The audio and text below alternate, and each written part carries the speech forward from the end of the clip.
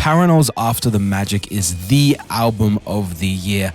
I don't care who drops. Michael Jackson could rise from the grave and I'd still be like, okay. As soon as the first track Polaris came on, I knew this was going to be it. The bright acoustic guitar that welcomes you into the album, while gentle, has that tinge, that drop of distortion that lets you know you are listening to Parannoul, baby. As the track goes on, we start to hear something a little new from Parannoul. These electronic elements of beeps and boops that give me heavy Nurture vibes.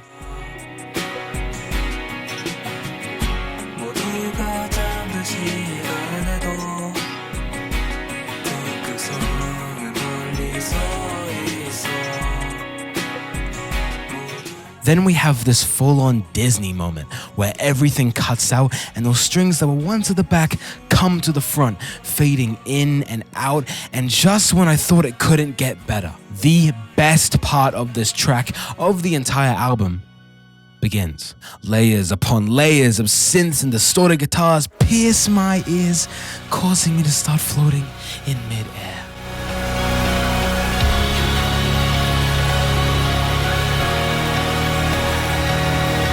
I have never heard anything like this before. And that is one of the reasons why I love this album so much and why I think it is the album of the year.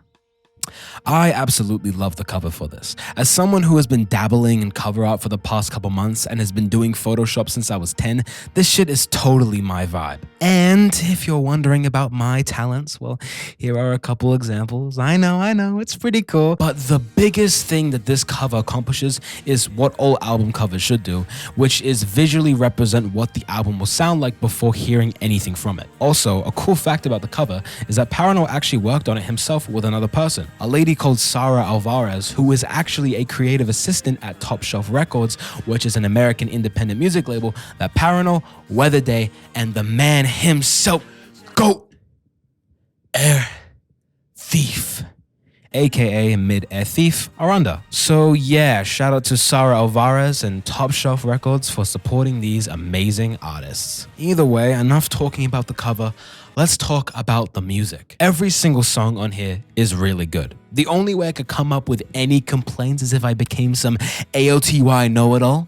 The mixing is slightly off on this track. But if I am being completely honest, of course I have some complaints with the album, like that sometimes I'm not the biggest fan of every track on the album being 4+ minutes, and Parannoul's vocals can be a little weak sometimes. But even then, I feel like even though the tracks are definitely long, he really knows how to keep things interesting with some of his production choices. For example, I did not expect to hear some beautiful orchestral strings or for him to lean into the electronic elements that he was only playing around with on his last album to see the next part of the dream. Like when he pulled a full-on Porter Robinson Nurture on the track Sketchbook and the outro title track After the Magic, with his vocals on Sketchbook sounding almost Vocaloid.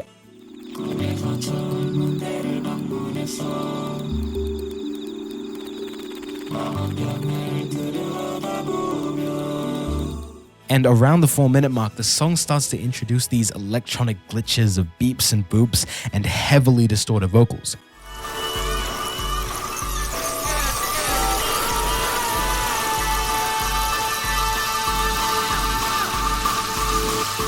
And After the Magic, having these chiptune-esque synths going on throughout the entire song that also give me heavy C418 vibes.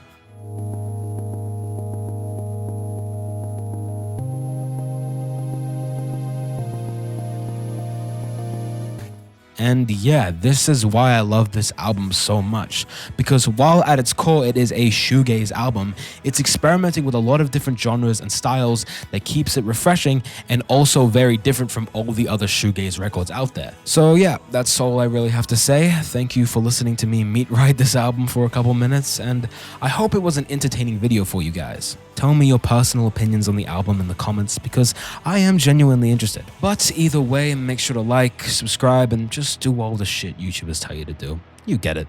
Peace out.